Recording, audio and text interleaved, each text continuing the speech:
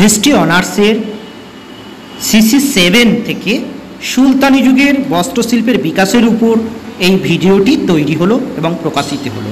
এই ধরনের অন্যান্য ভিডিও পেতে আমাদের ডেসক্রিপশান বক্সে দেওয়া লিঙ্কে তোমরা ভিজিট করতে পারো এবং CC7 থেকে অন্যান্য আরও অনেক ভিডিও এখান থেকে তোমরা পেয়ে যাবে।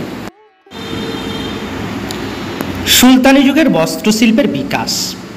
সুলতানি আমলে বস্ত্রশিল্পের জন্য আবশ্যিক প্রাথমিক উপাদানগুলি যেমন তুলো, রেশম, বুনন যন্ত্র ইত্যাদি সহজলভ্যতা ভারতীয় বয়নশিল্পের দ্রুত অগ্রগতির সহায়ক হয়েছিল। সারা দেশেই তুলোর চাষ জনপ্রিয় ছিল। পার্বত্য এলাকায় ব্যাপক মেষ পালনের রেওয়াজ ছিল, ফলে পশমের যোগানে টান পড়ত না। আর ভারতে বিশেষত বাংলাদেশে রেশম কীটের চাষের জন্য বিখ্যাত ছিল বলে মাহুয়ানের বিবরণী থেকে জানা যায়। অবশ্য ইম্পেরিয়াল গেজেটিয়ারের সাক্ষ্য থেকে জানা যায় যে তখন বিদেশ থেকে বিপুল পরিমাণে রেশমি সুতো আমদানি করে তাঁতিদের চাহিদা মেটানো হতো। অভিজাত ও ধনী ব্যক্তিদের পশমি বস্ত্র সাধারণভাবে বিদেশ থেকেই আমদানি করা হতো। তবে স্বদেশে তৈরি সূক্ষ্ম সুতিবস্ত্র, ক্ষৌমবস্ত্র, পশুর লোম প্রস্তুতে শীতবস্ত্র ইত্যাদিও ধনীদের অঙ্গে শোভা পেত। সূক্ষ্ম সুতিবস্ত্র তৈরির কাজে হিন্দুস্তানের তাঁতিরা খুব দক্ষতা দেখিয়েছিলেন। বিদেশি পর্যটকদের প্রায় সবাই এক বাক্যে ভারতীয় সুতিবস্ত্রের উন্নত মানের প্রশংসা করেন। অধ্যাপক ইরফান হাবিবের মতে ত্রয়োদশ শতকে তকলির পরিবর্তে চরকার ব্যবহার এবং তুলো পেঁজার জন্য ধুনুরির প্রয়োগ হিন্দুস্তানের উন্নত বস্ত্রবয়ন শিল্পের উপযুক্ত প্রেক্ষাপট তৈরি করেছিল। এই দুটি বয়নযন্ত্রের ব্যবহার কোন সময় শুরু হয়েছিল তা সঠিকভাবে বলা যায় না, তবে ত্রয়োদশ শতকে এগুলির দক্ষ প্রয়োগ জানা ছিল বলে অধ্যাপক হাবিব দাবি করেছেন। উচ্চমানের বস্ত্র উৎপাদন ও রপ্তানির দুটি অগ্রণী অঞ্চল ছিল গুজরাট ও বাংলাদেশ।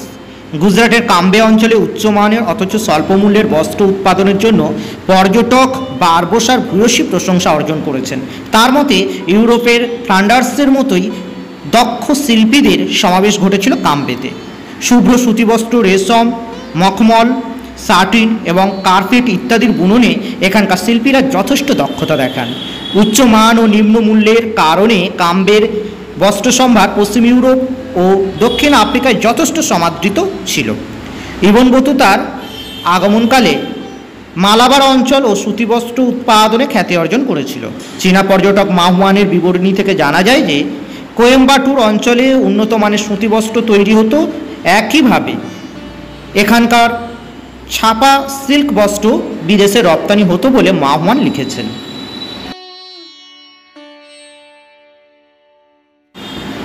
সূক্ষ্ম বস্ত্র উৎপাদনে বাংলার খ্যাতি ছিল বলে উল্লেখ করা হয়েছে। চীনা লেখক ওয়ান তাওয়ান ও ফেইসিন এবং পর্তুগিজ পর্যটক বারবোসা বাংলাদেশের উন্নত মানের তুলাজাত বস্ত্র সম্ভারের প্রশংসা করেছেন। বাংলার সূক্ষ্ম মসলিন বস্ত্রের খ্যাতি ও চাহিদা ছিল জগৎজোড়া। পর্যটক বার্থেমা বাংলায় প্রস্তুত উন্নত মানের বস্ত্র হিসাবে বৈরম, নমন, লিস্তি, কৈতার, দৌজারা ইত্যাদির নাম উল্লেখ করেছেন। তিনি কিছুটা আবেগপ্লুত হয়ে লিখেছেন যে পৃথিবীর অন্য কোনো দেশে তিনি বাংলাদেশের মতো সুতিবস্ত্রের এত প্রাচুর্য দেখেননি। পর্যটক বারবোসা উল্লেখ করেছেন যে বাংলায় প্রস্তুত সিনবক নামক কাপড় আরব পর্যটকদের খুবই প্রিয় ছিল।